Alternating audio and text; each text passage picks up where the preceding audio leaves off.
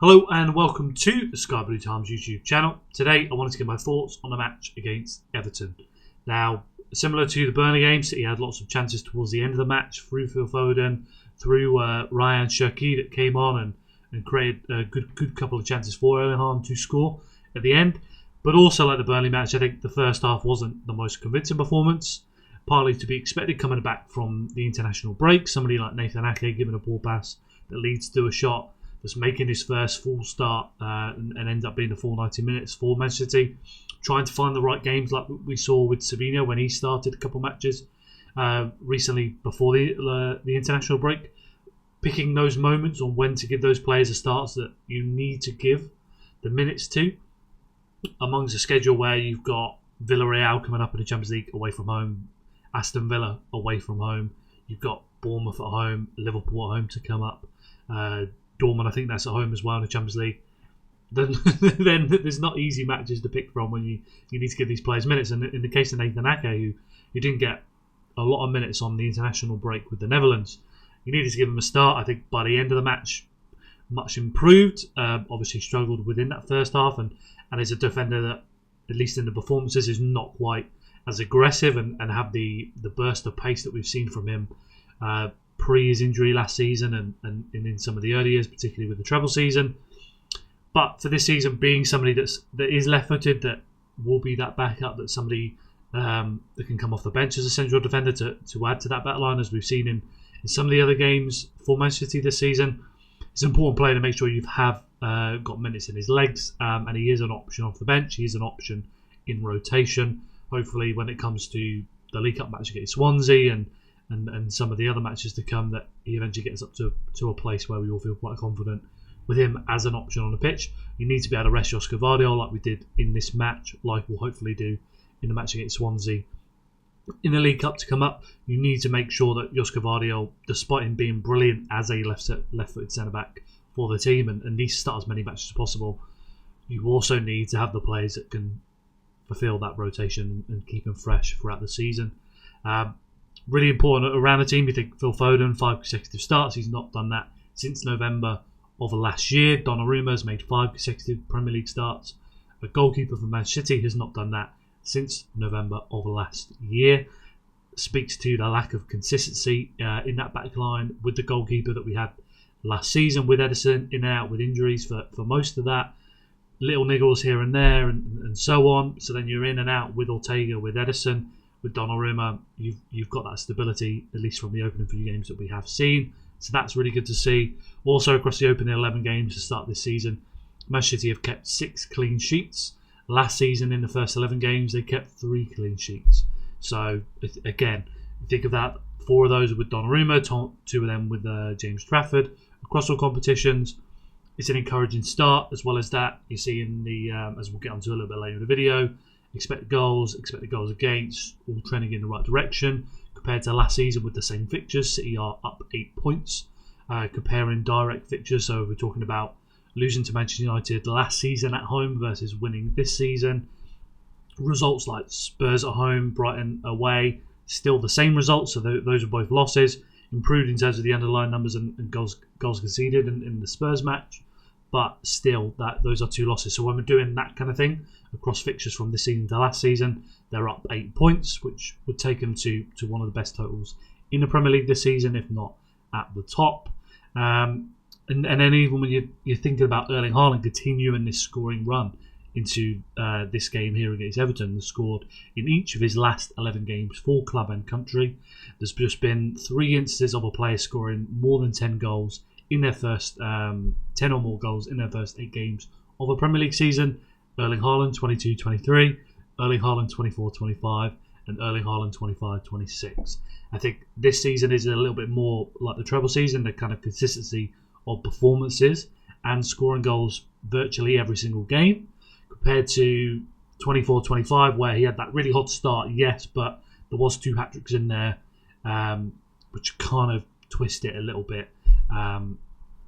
So it cut a little bit misleading in that way compared to this season, where I think every single performance we're seeing from Erling Haaland is a good one. It's moving in the right direction.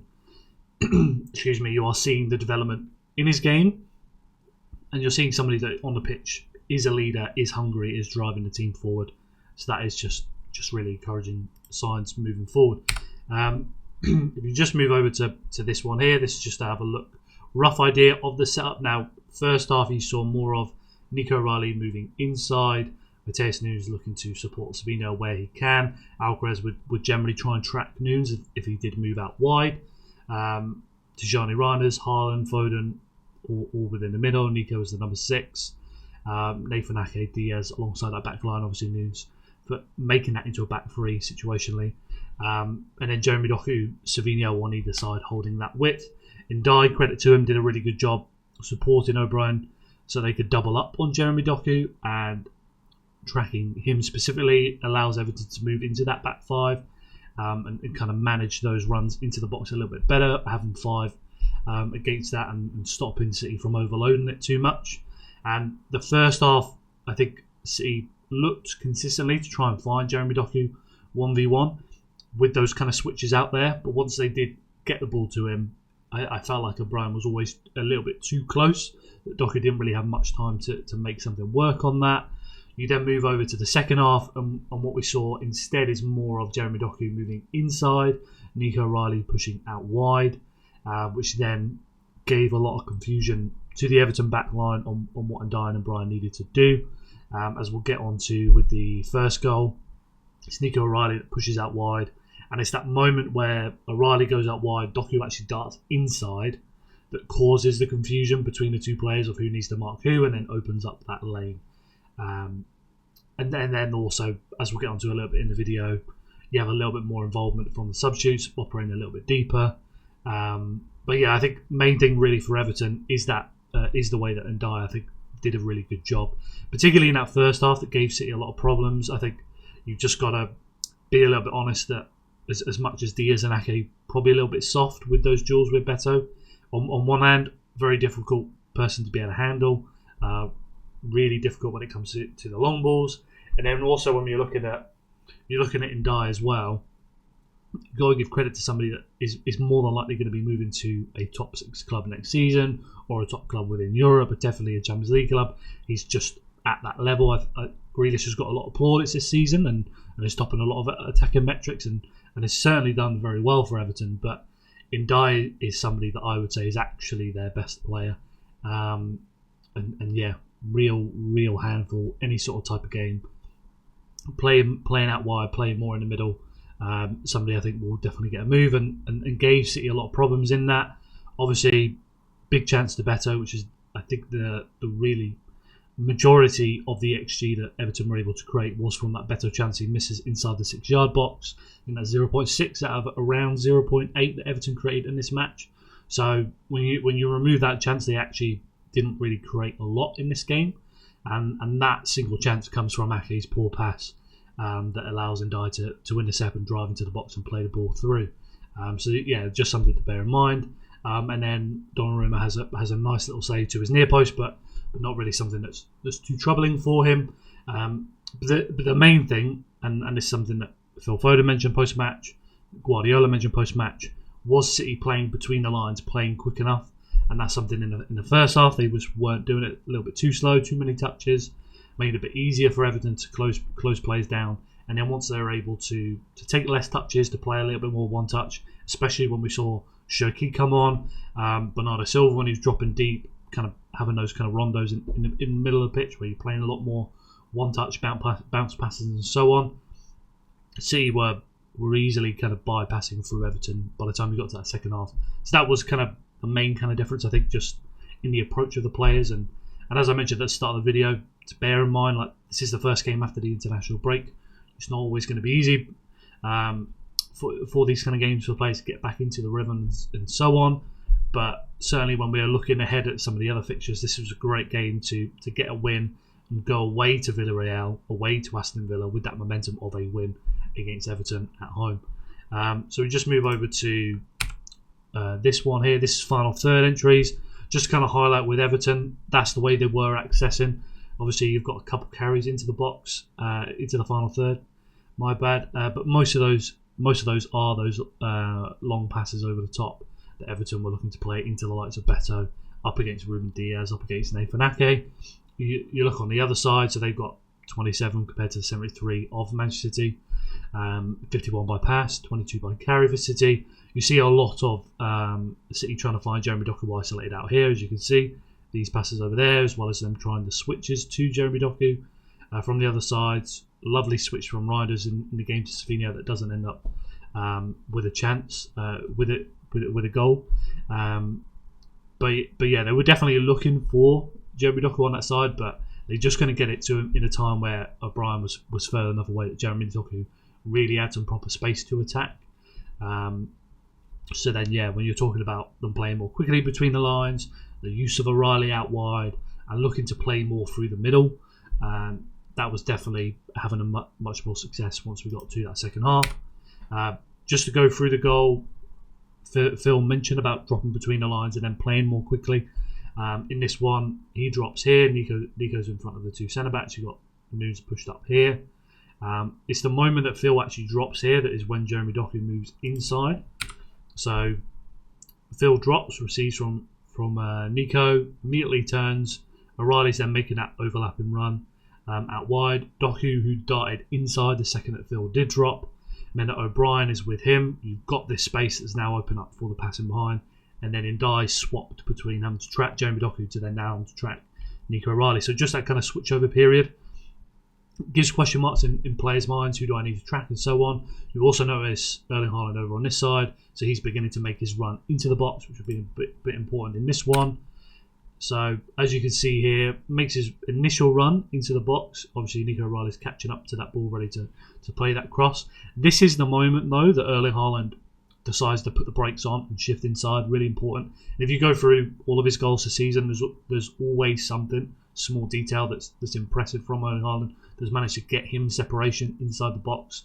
I think particularly here, as soon as he's hit the edge of the penalty box is when he's put the brakes on, as if it's something that they thought about. And I think he's just done a much better job this season of knowing the space he wants to get into, but not initially going towards that space. So he will, as you see here, he's making that driving, bursting run as if he's going to the near post, when actually he wants to be more in the middle of the box. So yeah, that's when he puts the brakes on. Everton backline continues, and it's just those couple seconds that give Erling Haaland that space to be able to get himself a good leap up to win that ball. Nico O'Reilly crosses it in, just floats that ball into the middle of the box, and then Erling Haaland is able to score directly at the keeper, bounces just in front of him, so really puts some power through it into the ground to bounce and go through Jordan Pickford, and that is 1-0. And crucial goal for Manchester City. I think that kind of starts to really swing the game in their favour. I don't think the second half was the most impressive start, but it definitely slowly turned in the right direction. They were starting to play a little bit quicker, and then once you get that first goal, it really kind of ramps up after that. I think, as we'll get on to, the substitutes then made a bit of an impact when they did come on. And then the second goal, Phil Foden, again central to this, not somebody that is providing the decisive shot or providing the assist like Nico O'Reilly did for that opening goal, but he's involved in the build-up to all of these goals here. So Phil Foden receives of Oscar Bob, nicely weighted pass, quickly turns, as we've seen in previous games, how well Phil can just turn on the ball and then immediately play that pass. Turns, switches over to Savinho, plays it into the box of him. As you can see, he's making this run in behind. I think when I was looking up, Savinho and Jeremy Doku have both got 4 offsides this season in the Premier League for Manchester City. They are definitely looking to attack the box and attack the opposition defensive line in behind a little bit more than they were doing in the previous season, which I think is definitely good to see how successful and the consistency of that. Let's see how that transpires over the next few games, but definitely something to keep an eye on and heading in the right direction. Ball over the top from Phil Foden. Lovely touch from Savinho. O'Brien comes out to him, and really credit to Savinho for this. I think it's important for attacking players to learn once they're inside the box that nobody wants to tackle them. They've got all the time in the world because they don't want to be giving away a penalty to the opposition. So you can see Gay over here, Erling Haaland at the top of the box. Savinho could play this pass right away because he's seen Erling Haaland, and feels pressured to just give him the ball right away. But if he does, Gay's going to intercept that pass. So he delays in just enough time. So when Gay's got across is now when he plays the pass. And Erling Haaland is free in space to be able to set up that shot. Centre-back Tarkowski then caught out whether you jump or not. So then Erling Haaland is able to take that shot. It goes to the left-hand side of Pickford, the right side of the goal. I think it goes between the legs of Tarkowski. That just really catches Pickford out completely, and he's just not able to get down in time to stop that. And then that is 2-0 for Man City. That really kind of kills the game from an Everton perspective. I think Beto was coming off either just before this or just after this, and yeah, then you saw City continue to create more chances, and then the players that were coming on continue to do really well, particularly that last kind of 5 minutes with Cherki. If you just move over, so this is Tijani Reiner's touch map from his first 59 minutes he played, and then Bernardo Silva played 31 minutes. He came on to replace him, but Bernardo Silva had more touches than Tijani Reiner's in his 31-minute appearance off the bench than Reiner's did have in his 59 appearances starting the game against Everton, particularly the kind of involvement in the middle third, dropping into our own half, being involved in the build-up and the progression of the ball. I think that was really an important addition off the bench from Bernardo Silva. So as you can see here, this is Bernardo Silva's touches once he came on to play against Everton. So all of these kind of touches, dropping deep in the build-up, outnumbering Everton in situations that will add that man advantage. I think that's something with Tijani Reiner's. There's quite a few things he can definitely improve. I think he's probably a bit underrated on where he's doing well for the team. But this is definitely one aspect of his game for the team is knowing when to drop into nice little pockets of space to add to that midfield advantage when they're looking to play through Everton in their kind of mid-block, applying a little bit more pressure in the middle of the pitch. So yeah, Bernardo Silva I think did a really, really good job off the bench, and somebody I think is going to start against Villarreal on Tuesday night in the Champions League. Totally understand that you'd want to keep him for that. Playing, I think he played back-to-back 90 minutes for Portugal on international break. Definitely started both of those matches. And being a Champions League game, being away from home, Villarreal, I think last time I checked, they're in the top four of La Liga, at least with the underlying numbers. I think they're only behind Barcelona and Real Madrid, not far behind the two of them at all. So it's certainly not going to be an easy game for us, and that's something I think is going to be important to play in that match. Cherki come off the bench, final 5 minutes. I think everybody should have seen the comment go around of the chances that he created within those 5 minutes. The one-touch play he has with his teammates, with Phil Foden, with Erling Haaland, dropping deep for the build-up as well. All areas of the pitch he's able to add something and just not only be able to create, but just be able to help you progress the ball out of tough situations. Really good from him. Rico Lewis, I think, was very close to getting an assist with his ball in behind for Erling Haaland. Good to see coming on at left back for him, final 5 minutes. And then also Kovacic coming on and looking really quite comfortable at the base of that midfield in place of Nico Gonzalez for those final 5 minutes. Just a reminder of the way the bench has improved, not only for the rotation of the team in future games, the competition for places, that you've just got a genuine competitor that wants to take away your place and has the quality to start in front of you and deliver ahead of you. I think that's really, really encouraging. But also to impact the games late, you've got somebody like Cherki, Marmoush once he's eventually fit, Aït-Nouri once he's eventually fit, and then in this game we saw from Rico, we saw from Kovacic, players that can impact the game in their own different ways compared to the bench we've had before that international break. I think it's going to be much improved for the games to come. We're most likely going to need that when you talk about away from home against Aston Villa, the Champions League games away from home, Bournemouth at home, Liverpool at home. These are not going to be easy games to get past, so we're definitely going to need that bench. Phil Foden, I think, going a little bit, at least in the last couple of weeks, I think not as appreciated as much as he should do. Somebody that is all over the pitch, really progressing into that kind of more David Silva role that people have always saw that he would eventually become, because he's just so involved. The pre-assists, the progression of the ball, dropping into little pockets, providing man advantages, and all the way across the pitch he's helping out. I think he got Let me just pull up some of the stats from him. So here's some for you. So Jeremy Doku, O'Reilly, Reinders, Vardio have all provided 2 assists for Erling Haaland this season.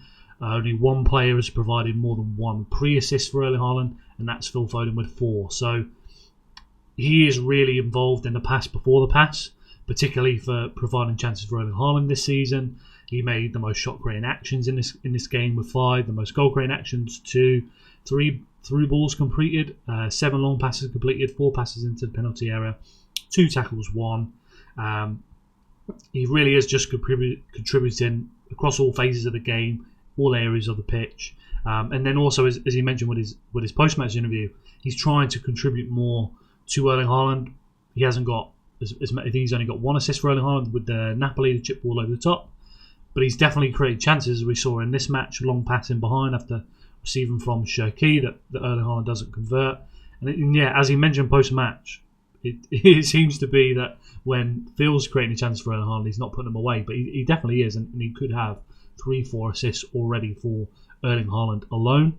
We're looking up his numbers for through balls completed in a single match. So he completed 2+ through balls in 13 matches across his City career. 3 of those have come from the 25-26 season. Napoli, he had 5.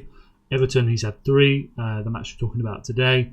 And then Monaco, he had 2. So he is 100% looking to improve that connection with Erling Haaland. The numbers are backing it up. He is involved as well in successful moves for Erling Haaland to score. And I think the assist will eventually come. And you'll start to see that kind of narrative change about Phil's ability to create chances for his teammates and also his ability to create for Erling Haaland. When you're looking at Phil Foden and Cherki, I think it's very important that you just want those 2 guys on the pitch as much as possible. It's not this guy's better than that guy, this guy I want to play more, I want this guy to play in the number 10, and this guy not to play, I want this guy to play out wide, etc, etc. In reality, you want to see those 2 players on the pitch as much as possible, and as we've seen with Guardiola, if you play well enough, he will make it work. Both of these guys, I don't think, can play in a double pivot when we're at possession, so we're talking about if City usually play, and they don't anymore, but usually playing that 4-4-2 where you've got somebody to play alongside Rodri, win the second balls and so on. Him and Cherki are not very well suited, at least at the moment, to play in that sort of role. So that's definitely a kind of point of friction on how you fit them into the team and where they play. But it's all about finding that balance out of possession, and then not really, as a fan, being too concerned that he's not defending in the double pivot out of possession. You want to see him and Cherki on the pitch as much as possible. If the 2 of them play, particularly Phil at this level, Cherki when he came on for the final 5 minutes, and as he played against Wolves, for example, if they play as well as I think they can do, then Guardiola will find a way to fit them on the pitch. Both of these are game changers that can win you matches, that can change the tempo of the game and shift momentum, as well as what we've seen from Erling Haaland and Donnarumma this season. Then City were absolutely going to be in this title race. Last one I wanted to mention was Mateus Nunes. I don't think he's going to be the player everybody talks about week in, week out, but and for myself included, not somebody that I would go to give praise week in, week out, that I'm very confident about being that kind of long-term solution at right back, or even just in the short term being relied upon to be able to deliver for Manchester City in the title race. But definitely improved this season, definitely more consistent, more intelligent with his short passing, when to take more risks. You think about that really outrageous dribble he had through several players through the middle of the pitch, but then knowing, okay, there's not a chance to keep going forward, so I'm gonna retain the ball, recycle it, pass it off to a player. I'm not gonna continue to try and be the hero or continue that attack if it's just not on. And I think you're just seeing more of that from Mateus Nunes mixed into his game. Lots of nice passes into the penalty area for Savinho that he's unfortunate not to get an assist for. I think 2 chances created in this. Lots of good defensive actions. I think what I was looking at, we'll just pull up some of his stats for this. 2 chances created, 95 out of 100 passes completed. He made the most ball recoveries for Manchester City in this game with 9. 5 out of 7 ground duels won, 2 out of 3 aerial duels won. A little bit underrated how good he can be in the air. Has a really good leap. Got to give him his flowers. I think definitely did a good job in this match. I think that's 3 consecutive starts for him now. I think if you're Rico Lewis, you're you're definitely behind Mateus Nunes, which I wasn't sure I would definitely say at the start of the season. And certainly when you're looking at trying to fit somebody like Oscar Bob in, Shirky if he plays out on the right, or Phil Foden, depending on how things play out in the future, having a fullback that can occupy those wide spaces to allow winger to move inside is very useful, especially when it's not something Kusanov is particularly comfortable in. So yeah, just to have those options that are becoming more serious options for us to use is very encouraging as we go into the rest of the games for the November international break. And perhaps I think he's got a tough job, but certainly somebody that if he continues these kind of performances could find himself in the national team right back starting spot in the not too distant future. He's just been that good in the last couple of games, so definitely got to give him his flowers, give him his mention. Looking slightly ahead, like I wanted to mention this one. This is the cumulative XG and XGA, as you can see from the opening few games, really quite tight between the two. Not much difference open and out. Those are the 3 starts by James Trafford. Donnarumma then comes in from this match onwards, and you can see certainly for City. So if you look at 0 to just over 4 within the first 3 matches, and then when we go in up to 8 over here, you're talking about 1, 2, 3, 4, 5 matches before we get into around XGA conceded. So you're seeing that trend definitely in the right direction, as City aren't giving up as much chances for the opposition. The gap is opening up between the two as they continue to create good chances as well. As Guardiola mentioned and really kind of hammered home post-match, this is the kind of run of games between this match against Everton up to the home match against Liverpool. These are the run of games we want to see more players chip in with goals. Phil Foden, Tijani Reinders, Jeremy Doku, Savinho, Marmoush, Shirky, etc.